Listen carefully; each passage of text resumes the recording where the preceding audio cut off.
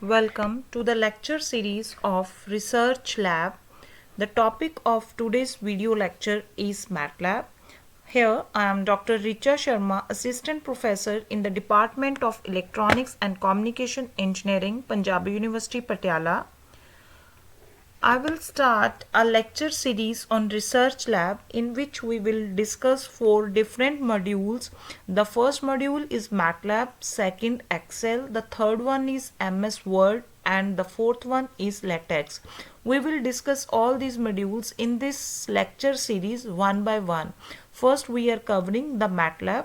So starting with the MATLAB, when you start MATLAB, you install the MATLAB on your laptops or PC with the latest version, and when you double click on this icon, this type of panel will open on your laptops. This is called the front panel of the MATLAB, and here you are having the different windows.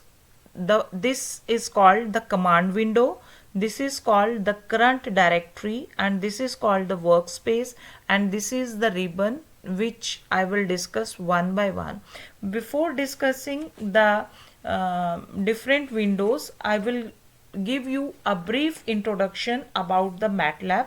Basically, MATLAB is a software package for high performance numerical computation and visualization. It provides an interactive environment with hundreds of inbuilt functions for technical computations, graphics, and animations. The name MATLAB stands for Matrix Laboratory. Here, as you have seen, MATLAB, MAT means matrix, LAB means laboratory. So, Matrix Laboratory, and this is the version which we have installed of the MATLAB. So, there are numerous functions of 2D and 3D graphs as well as the animations. Also, those who cannot do without Fortran or C++ or Java, MATLAB even provide an external infrastructure, in external interface to run those programs from within MATLAB. So if we are having the programming in C, C++ or Java, we can interface them with MATLAB. The user is not limited to the inbuilt functions, but he can write his own functions in MATLAB language also. Once written, these functions behave just like the inbuilt functions, and they can be easily reused by the user. MATLAB language is very easy to learn and to use. We are having the different toolboxes in the MATLAB. As I click on here, the different toolboxes will appear on the screen. The toolboxes are basically developed by the developers of the MATLABs. These are the collections of functions written for special applications such as symbolic commutations, image processing, statics, control engineering, as you have seen here, the curve fitting, optimization, wireless, image acquisition. So these are the inbuilt toolboxes with some specific applications. So we can use them also when we are having a good hand on the MATLAB. So after that, the next I want to tell you that the basic building block of the MATLAB is matrix. The fundamental data type is the array. Vectors, scalars, real matrix, and complex matrix are all automatically handled as a special case of the basic data type. So this is some basic introduction. Now if we are moving to the uh, desktop of the MATLAB. This is called the desktop of the MATLAB, and as I have told you, this is the main window called the command window. All the commands, including those for running user written programs, are typed in this window. Whatever the program we write, whatever the output we want to see, we all are doing here. Then this is the workspace. Workspace is basically showing the variables. This is the sub window, which shows the variables which we are using, the type of the variable, the size of the variable. As I am giving you one example, here I am writing x is equals to 5, then y is equals to 7, as it returns the value of x is equals to 5, y is equals to 7. As you see here, it also simultaneously gives the values x 5, y 7. So the variables which we are defining in the command window, it shows in the workspace. As we are having some long program and we forget what variables I have defined in my program, so we can see them from the workspace, and we can change the variables from here also. We want to define the new variable, we can define the new variables also. We can clear the workspace, we can open the variables, as these are the shortcuts available here. So this is something different. Then I want to tell you about the suppressor. As you have seen here, I have written x is equals to 5, it returns the value of x. As I have written y is equals to 7, it returns the value 7. Now look, I am writing a is equals to 4, then I put this semicolon. This semicolon is called suppressor. When I do the enter, it will not return the value, so it suppresses the value, it saves the memory. As here I put x is equals to 5, it uses the memory, and when I put the suppressor, it saves. So the use of the suppressor is it minimizes the space, and whenever we are writing the program, it is mandatory, or it is we have to put the suppressor. So as I am putting b is equals to 5, and then I want to do a plus b, then it shows this value. So it returns the value 9. Answer is 9. And it, as you have seen in the workspace, it works alphabetically: a b x y. So as x I have defined first, then y, then a, then b, but it shows a first, then y. So it works alphabetically. So the current directory is this is where all your files from the current directory are listed. You can do file navigation here. You also have several options of what you can do with the file once you select it. When you are having the new program, let's say I am opening one more window. When I'm clicking on new script, this window will open. This is called editor window, and editor window, this is where you write, edit, create and save your own program in file called m file. M file means when you want to save this editor window file, you have to save it with .m. So you can use any text editor to carry out these tasks. MATLAB provides its own inbuilt editor. So this is its inbuilt editor, and you want to save the program with .m file.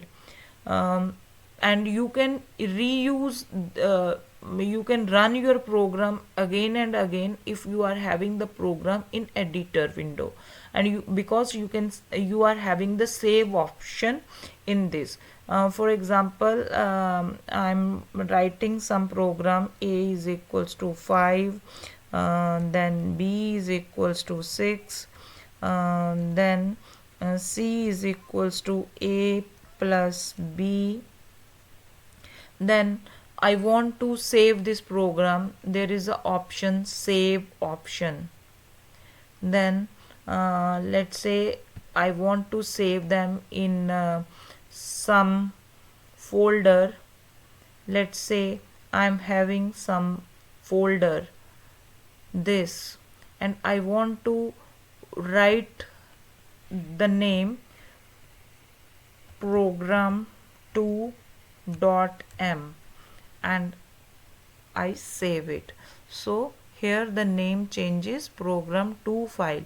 Now when I save this run button is active, and when I click on this, when my program is complete, I click on this, it will shows the output in the command window. So this is how we write the program in the command window, in the editor window. Then comes to the layout. Layout is how we are showing the different windows on the desktop. As you have seen, only the command window, current window and the workspace. This is the default settings. As I move to the 3 column, it changes the design layout of the desktop. If I want to see the command window, this is called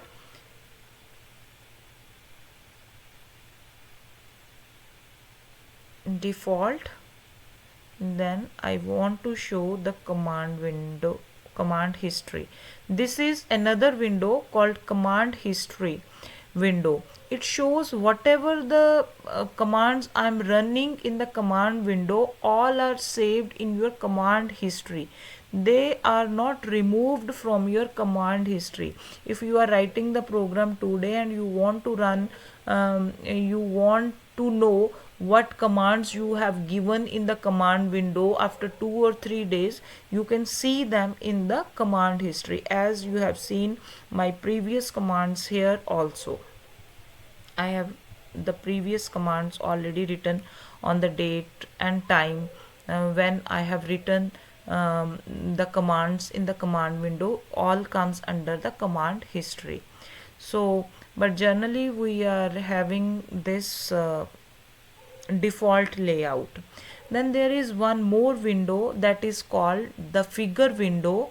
That figure window will open only when we are having some graphical representation. Suppose we want to find out, we want to draw some pie chart, bar chart, or sine wave, cosine wave. For that, a different window will open with that figure. That is called figure window. That we will discuss later on. So this is some basic things for the starting of the MATLAB. Now come to some basic instructions also. There is the first instruction is CLC. When I put CLC, it clear my command window. All the things, all the instructions written in the command window are clear, but my variables are still there. When I click on this, it will show the variable. It will show the variable. It shows the type 1 into 1 double. It shows the type of the variable. So if I write here A and then enter, it will return the value which I have already defined. Let's say I am writing y plus a, it will give the result of these. A is 4 and y is a is 4 and y is 7, so 11 is returned in the answer. So this is how we can reuse already defined variables. But if I'm writing clear all, it will clear my workspace. All the previously defined variables are removed. So this is the difference between clear and clear all. So now I have to redefine the variables for my next work. Let's say I have this 7, I have b is equals to 9. Always don't forget to put the suppressor after every command. So let's say I want to write x is equals to a plus b, then it gives the value. So I am writing another command who means what variables we are using. As till now I am having variable, I have defined variable a, variable b and x, so it gives 3 variables. So who command is used to show how many variables, which variables you are using. If I am writing whose, then it shows the variables, what name of the variable, size of the variable, then how many bytes that variable are using, then which class the variable is using. The number of bytes is 8 and the class is double. Generally the number of bytes are default, by default it is 8 and the class by default is 8. So this is the use of the command who and whose. Then we are having another command, that is help.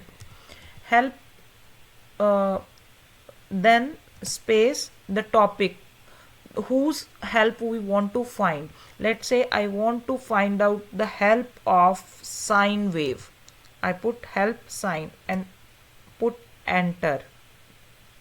It will show the sine wave of argument in radians. Sine x is the sign of the element. It will show you the documents of a sine. When I click on this, it will show the details of sine. Other function names, it will also show more details. So this is how we are using the help.